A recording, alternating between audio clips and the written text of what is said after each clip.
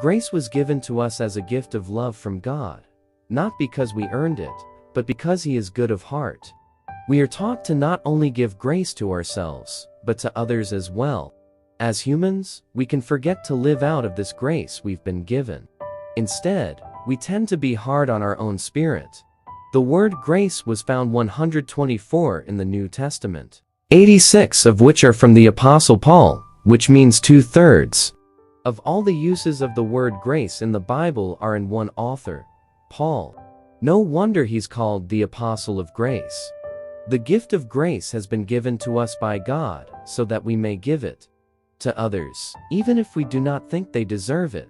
Jesus was sent to the cross and died to save us from our sin, when He did not deserve this suffering. However, He did this through the gift of sacrificial love. We need to know this when we do not want to be gracious to others, because God tells us to do everything in love. All the gifts we have been given, whether it be love, joy, peace, or patience, we need to share with the people around us so that they may see God's light shine through. In 2 Corinthians 12:8-9, the Apostle Paul prayed 3 times for the Lord to take away his weakness. But the Lord replied, "My grace is sufficient for you, for my power is made perfect in weakness."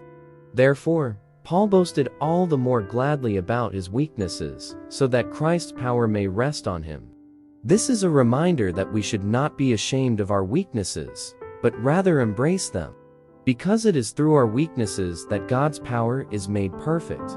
Finally, the Bible teaches that grace is completely unmerited.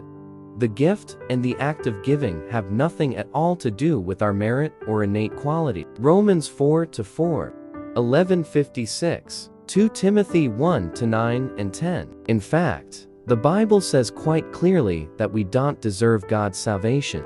Romans 5:8 and 10 says, God demonstrates His own love for us in this: while we were still sinners, Christ died for us.